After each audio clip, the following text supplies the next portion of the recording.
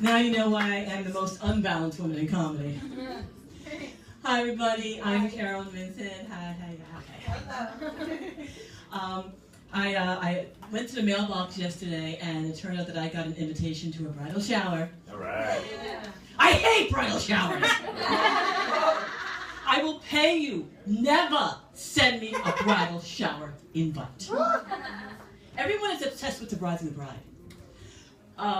The mother of the bride has been planning this since the day that you're born. And just as the bride arrives, at that exact moment, who walks in but Aunt Matilda and Smelly Aunt Tessie, who have never been on time for anything in their lives.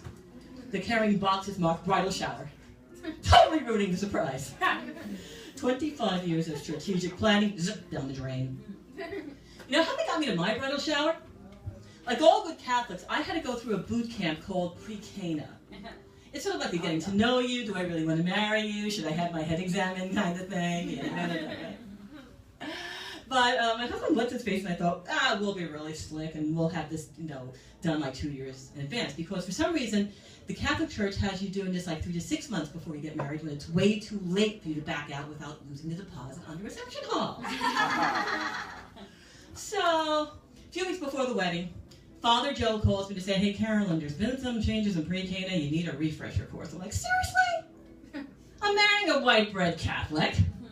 I gave up on marrying the Buddhist, the Hindu, the Muslim. I'll never be a Jewish bride now.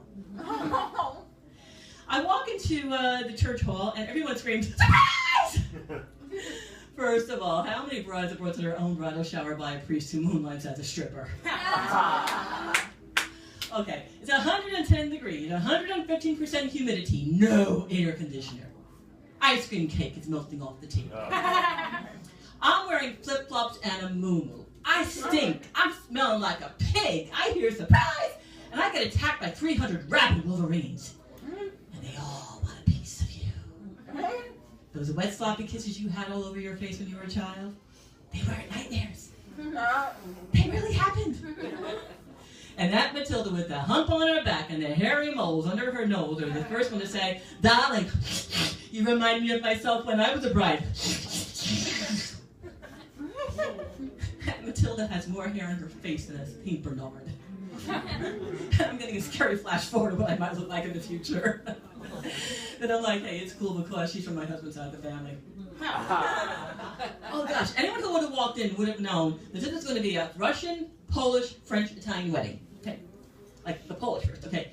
They were, playing the accordion, dancing the polkas, wandering around confused, trying to figure out why the entranceways had exit signs on top of them.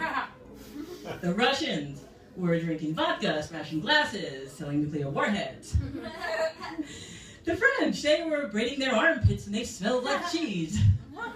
And the Italians, they were shaving their legs, shaving their beards, shaving their backs. Come on, they were dressed in black leather. This was August.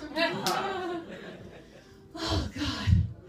And, the thing is that, like, they got to make you spend more, like, 2 seconds more with Aunt Joni than Aunt Mary. Holy, your heart breaks out. They go nuts. So, it turns out the fight did break out. Aunt Matilda, Aunt Ida, and Smelly Aunt Tessie are waiting in the front row for the best seats. They've got their stockings rolled up to here, their hairnets, okay? They're like in their 90s, okay? You know what I'm talking about here. And they're like, oh, who's gonna come to that? It's a lady. They all mumble. It's the naughty lingerie. I open up this box. It looks like a 20-inch rocket ship with a pink rubber tip. Aunt Ida yelled out, hey, Carol, I can see one at home. Let's send you extra batteries. How many women get a used vibrator from a gang of old hoes? Use it to the side of the thing. You could use it you could use it on a horse. Don't go there. A horse would take a look at one thing and run for the hills. And then Ida yells out, hey, Carol, I think that's just something old, something blue, something borrowed. The blue lace pennies from my wedding night. She weighed 600 pounds on her wedding day. You could have used it as a parachute if it was incredulous.